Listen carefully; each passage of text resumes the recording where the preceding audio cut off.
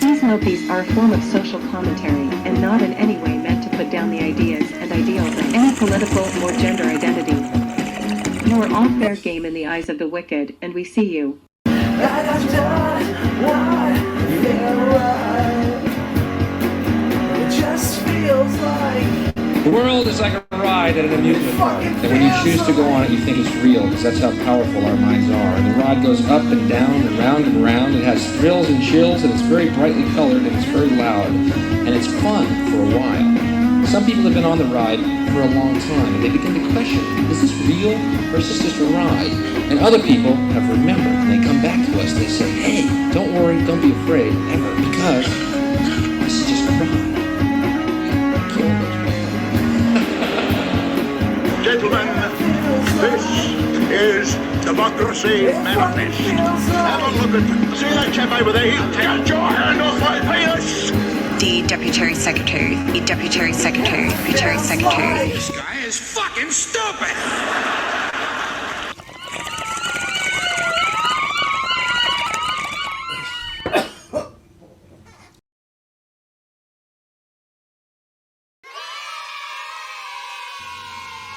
Alrighty, how's it going, my beautiful starflies? It is another day. Welcome to the 8th of the month.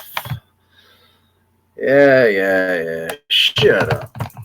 Alright, so we've passed off our first week, and honestly, yesterday, I'm sorry about yesterday. I was in such a bad fucking mood. I don't even think I should have done a show. It's weird. Sometimes your anger can be your best fucking friend. And especially when you're on stage and you're doing a show. I don't care if you're a singer. I don't care if you're an actor. That anger that comes out of you, you can use that for your benefit. You can use that to be whatever you want. So let's use that anger today. Now, what are we angry about? An award show. Now, when the strike happened last year, I don't know about you guys, I was pretty goddamn ecstatic to see that we were not going to get any more fucking shows like that. We were, for at least 1 year, we went without that crap.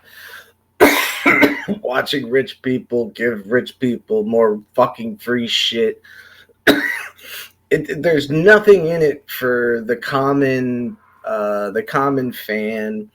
It gives you the illusion that they're winning some award, as if the movie has some sort of credit. It's like adding credibility to your fandom.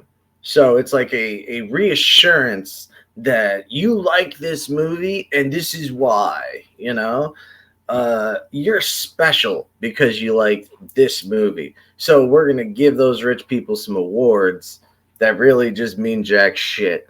And then when you find out that the Oscars and all that shit, you can't even sell those motherfuckers. Like, you can sell them and like collectors will buy them. But if you were to take a Golden Globe and then go off to, Johnny's pick and pawn, and just give that to that motherfucker, he'll tell you right off the bat, dude, this is like 4% gold and like 96% fucking a rock, like literally just fucking granite or limestone or some shit. And like, yeah, literally, it's 4% gold, 96% sandstone, and it says this is for John Travolta, Battlefield Earth. Get the shit out of here.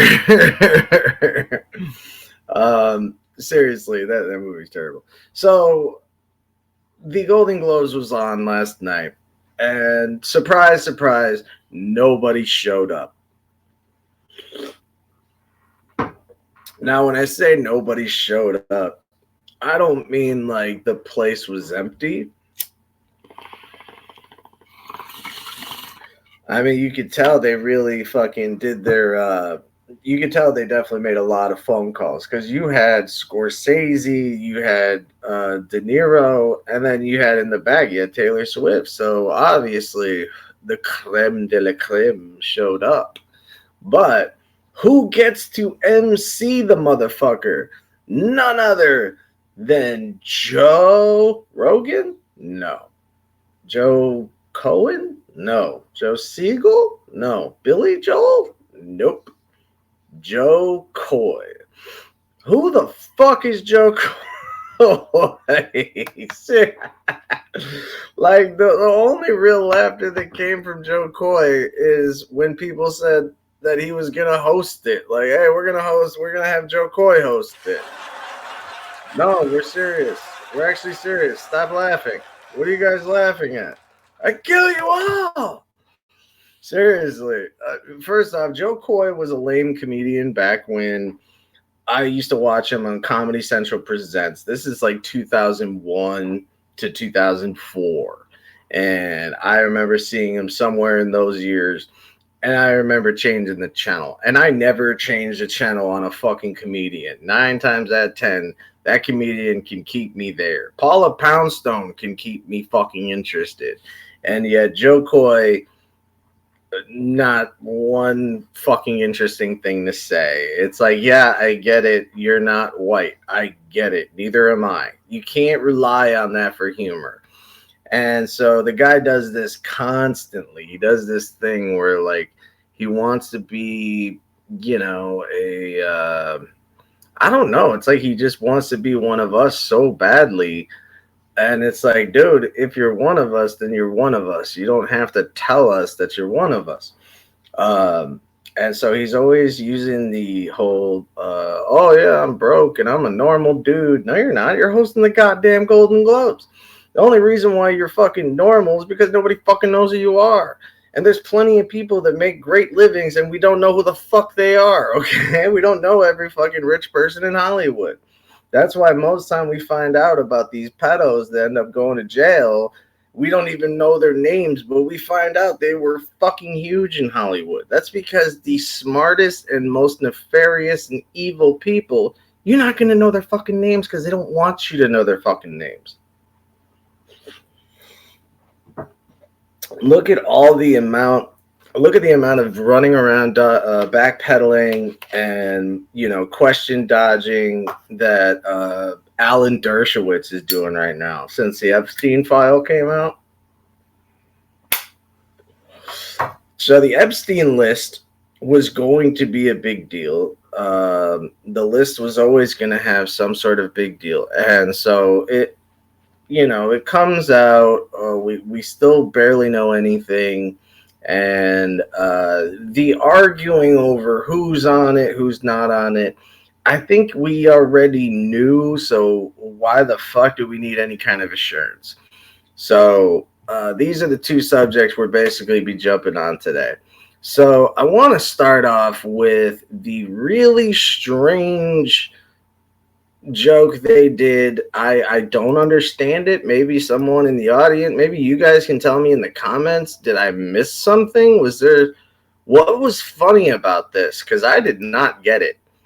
Now, Will Ferrell and Kristen Wiig come up to present an award for Best Actor or some shit in a musical or comedy. It doesn't matter what they're fucking promoting because they never get to the point anyway.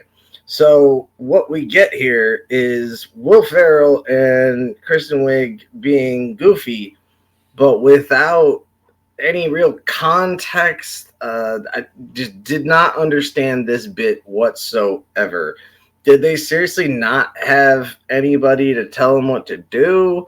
Again, the writer's strike is over. So was this actually written down on a piece of paper? Did someone actually write down, we're going to play some goofy ass song with the band, and we just want you guys to go and break off into dance for some reason?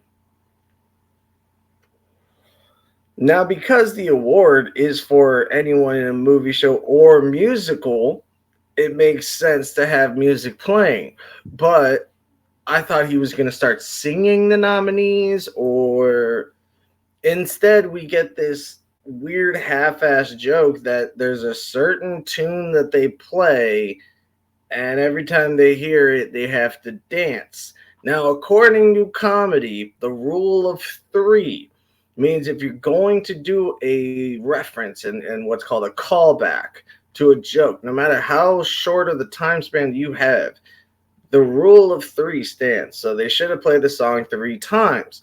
Instead, they played it twice, and then they complained, and then the skit was over. So please, someone tell me, how in the flying fuck is this funny? Hello. Everyone looks beautiful tonight, and what a special night it is.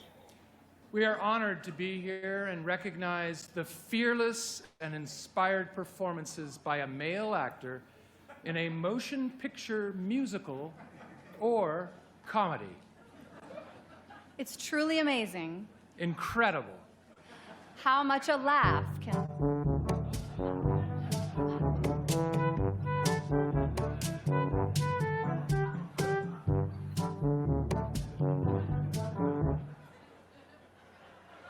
I'm not sure what that was.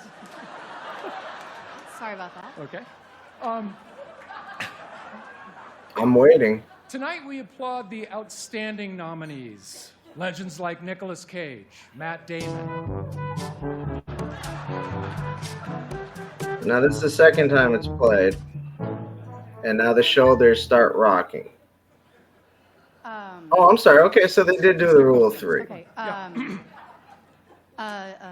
Jeffrey Wright, Yeah. Paul Giamatti, Timothy Chalamet, and of Okay, course, so I was wrong about that. Joaquin. They did the rule of three.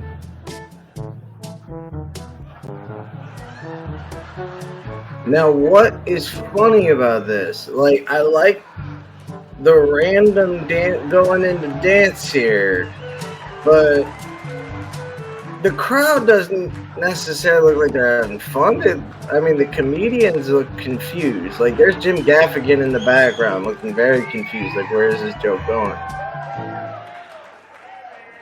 What is going on? See? That would have been funny. Okay, well, let's just be honest with everyone. Go ahead. All right. Guys, this song does something to us, as you can see. It always has, for decades. And whoever is putting on this show tonight knows it. They wanted us to come out here, make a bunch of jokes, and we said no. We said no. We want to be serious tonight. Why? Because it's a serious night. And they knew just what to Kinda do funny. to get what they wanted. Play our favorite song. We look ridiculous. Like a couple of J-holes. I am embarrassed. The Golden Globes have not changed. And that's it. Then they go off and announce Here are the nominees. the people. So what did I miss exactly that was so goddamn funny? Like, they stop, they break out in a dance because there's obviously a song that they can't ignore. I mean, that would have been funny to kind of mention that, you know, the first time the song played, you know, say like, oh, we get what you're trying to do, and then mention that, you know, this song does something to us. And so the second time they ignore it, you can really see that they're struggling to ignore it. And then by the third time, they end up breaking out in a dance. That is the only way you could have salvaged this weird fucking bit that went nowhere. So I love Will Ferrell, and well, not recently, but I mean, who doesn't love Will Ferrell? Who doesn't love Kristen Wiig? I mean, Kristen Wiig, again, in small doses, she's great. I loved her in Bridesmaids. Don't get mad at me because I hate the fucking Ghostbusters movie. Who the fuck didn't hate that movie? But she's shown that in Bridesmaids, she's shown us that she can easily carry a movie by herself. She can be a head, you know, a lead. But what the fuck was that? I'm sorry. What was I just watching? Now, to continue with this theme of bullshit on the Golden Globes, which leads to the next segue in another fucking video of Taylor Swift getting some shade thrown at her which I mean, it really wasn't even that big of a joke. Like it wasn't a cruel joke, so I don't see why she got offended. I will say, however, the joke wasn't funny and pretty pointless, but like it wasn't very funny, but it had its point. The point is, you can't even watch a game if Travis Kelsey's in it because they're always going to cut off to Taylor Swift watching the game as if that helps their fucking rating somehow. And I wish I could say it didn't, but it actually does. Now, what's sad is that, you know, on one hand, it's sad that Taylor couldn't just have a sense of humor and, like everyone else, just laugh, even if it's not funny. Show that you have humility, show that you have class, and just kind of go, you know, lift your drink and take it. If you're not even gonna laugh, do something like Sinatra would do: lift your glass and drink.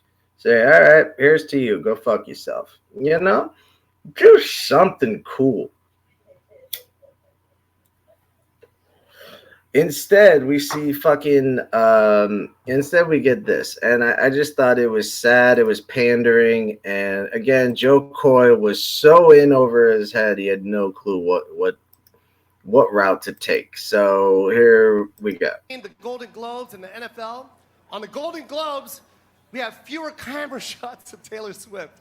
I swear. Now look at that face. She did not find that very funny.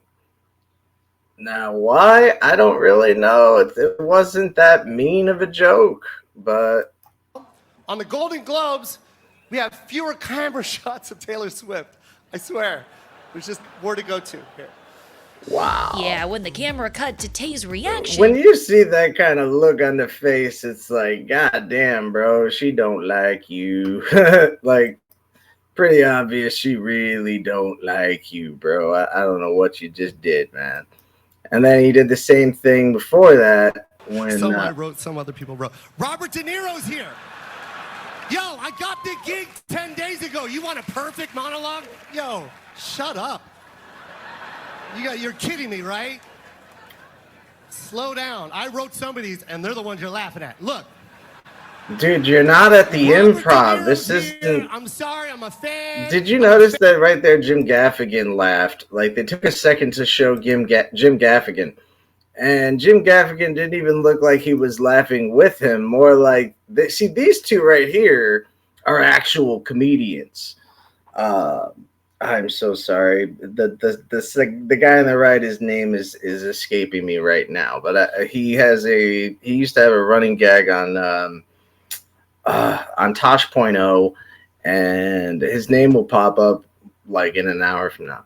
But there's Jim Gaffigan, a great fucking comedian. Now, I've met Jim Gaffigan on a couple of occasions. I've seen him live, but I've also met him at a bar. And I can honestly tell you that he's such a cool guy. So we go to the bar, and there's Jim Gaffigan. And I live in Chicago, so yeah, we see celebrities a lot. It's not that big of a deal if you know how to act. So there's Jim Gaffigan drinking about 2 tables from me. So I come up, and I waited for like a lull in the conversation, and then I popped up, and then kind of just shook his hand, told him I loved his work, and then I made a joke because he was in the movie Three Kings. He had almost like a cameo in it, but he wasn't famous at the time. He just had this really small part in the movie Three Kings, in which his only real role in that movie is uncuffing Mark Wahlberg while Mark Wahlberg is having a attack on his lungs because he can't breathe. He needs to release this valve thing because he had gotten a bad gut shot to the lung. So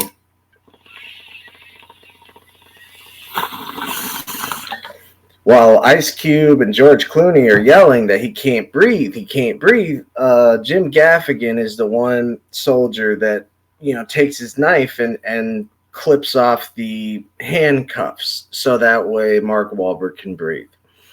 That is the only scene he is in that whole fuck. Well, I mean, that's the only scene he does anything in the whole movie. So I shook his hand, ordered him an extra drink, told him that I ordered him another drink, and said, I loved your work in Three Kings. He actually laughed and said, I don't even remember being in that movie, and fucking laughed his ass off. And I was so glad. And I George Costanza'd my way out. I got a good laugh and I walked away on top with that laugh. Well, it turned out that night, when Jim had left, he gave me a wave and a goodbye, and my waitress comes up and he paid my tab. So I now had a $0 tab, and I had already been at the bar for about an hour. So I probably rang up a good $70 tab. And just because I bought him an extra Blue Moon, he ended up buying me my entire drinks, like all my drinks, paid for my tab. So Jim Gaffigan, I fucking love you. And I know the other guy is Todd. So another guy that was just a great comedian. He was always on Tosh.0. I think it's Todd Barry. I know that's not right. Who cares? Anyway, let's call him Todd Barry. I know it's not Todd Barry. That's the soft-spoken comedian. But anyway, these two are real comedians, and they are watching a comic bomb. And that is the reactions that comedians make when they watch somebody that probably should know what they're doing, and he's bombing. Now, again, remember, Joe Coy is no fucking Jim Gaffigan or Todd Barry, all right? Even though that's not Todd Barry. It doesn't matter. So let's continue on this fucking train wreck. Nero's here. I'm sorry. I'm a fan. I'm fanning out. I love you, Robert. Okay? If it's awkward, I'm sorry. I'm sorry. I had to do that in front of you. I know it sucks.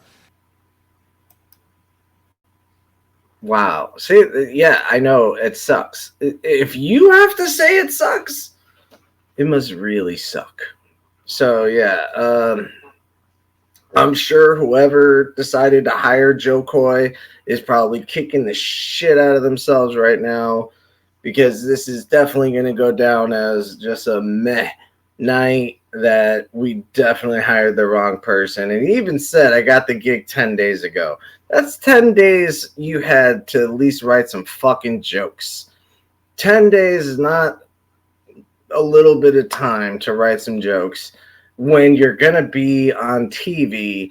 So really, you just got to make the most obvious kind of jokes that'll get a clap. And as long as you do that, you're fine. Just go with the safe jokes and kiss everyone's ass, and you'll definitely get the job next year too. But instead, he went off telling the crowd to shut up. He went off telling, I got the gig 10 days ago. He just completely flopped everything that he just earned.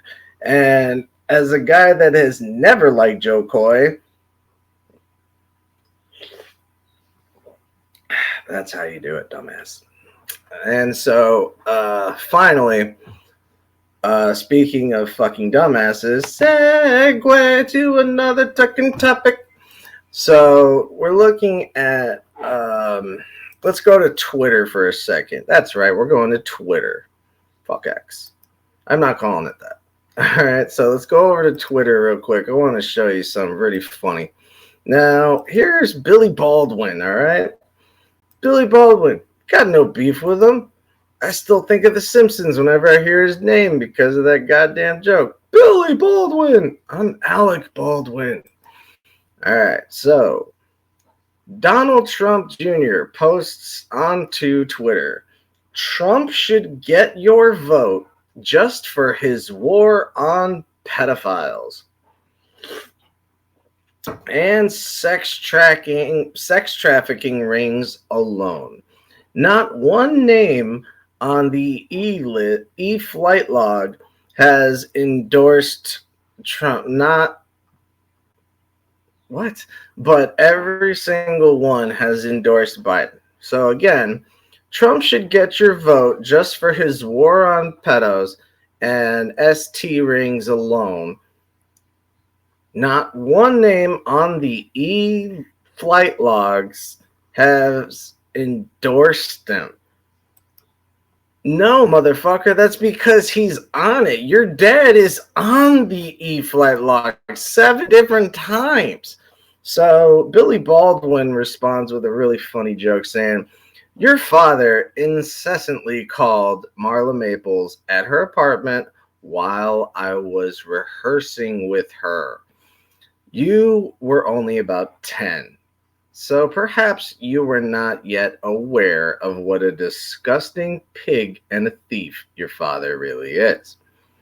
He cheated with Marla for years before your dearly departed mother, Ivana, now buried in a golf course, ever knew. Then he knocked her up, along came baby Tiffany, and the shotgun wedding. In closing, I'd like to add that Daddy is on the e-client list, flight logs 7 times, is he not? And so I thought this was hysterical. I thought, wow, where's that little, what's it called? The little meme in my head of, got him. We fucking got him. But, of course, since we live in a world of crazy stupidity, there was a person that tried to defend this by saying, oh, yeah, well, your brother shot somebody. That was her defense. Seriously. Not that, hey, my guy didn't do that, or hey, my guy is better than that. No. Your brother shot somebody.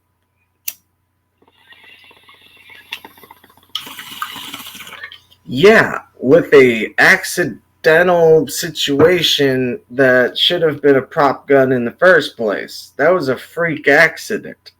Not had he done this 7 fucking times, okay, now you can put it on that level. But, that was a freak accident that happened with a goddamn real gun that was not fucking loaded properly, and they should have just been using a prop gun anyway. So, yeah, that shit happens, whether or not you believe in the death of Brandon Lee being accidental or not, personally, I don't even know. I want to say it was accidental. I feel terrible for the actor that had to do it, because if you remember Brandon Lee getting shot in the movie The Crow, when he was shot in real life in the back, they had basically filmed a lot of the movie. This was one of the last scenes. So what always broke my heart, not just the fact that we lost a human being. I don't like to say we lost what could have been. I don't believe in coulda, woulda, shoulda.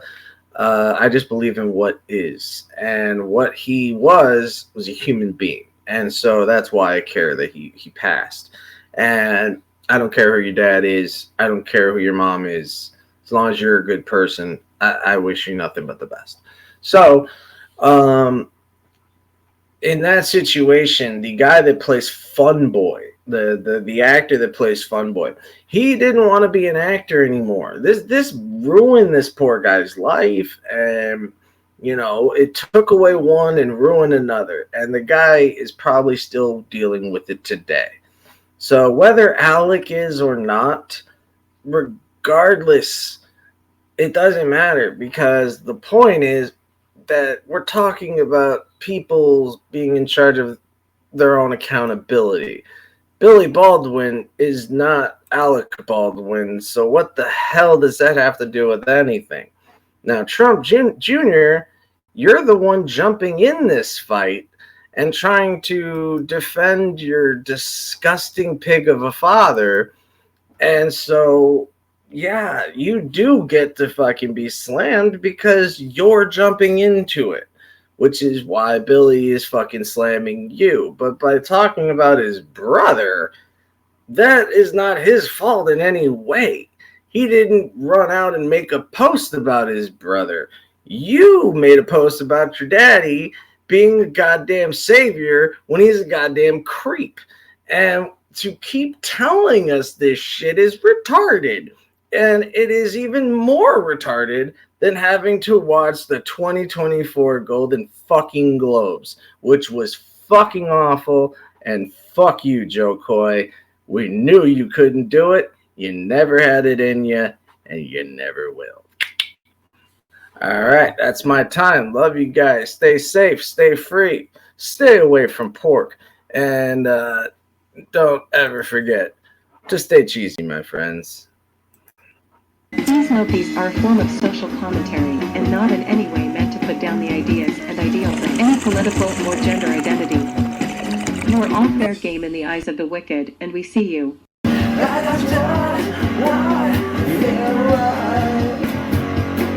It just feels like The world is like a ride at an amusement park, and when you choose to go on it, you think it's real, because that's how powerful our minds are. And the ride goes up and down and round and round. It has thrills and chills, and it's very brightly colored, and it's very loud, and it's fun for a while. Some people have been on the ride for a long time, and they begin to question, is this real, or is this just a ride? And other people have remembered, and they come back to us, and they say, hey, don't worry, don't be afraid, ever, because this is just a ride. Gentlemen, this is Democracy Manifest. Have a look at, see that chap over there? He'll take your hand off my penis. The Deputy Secretary,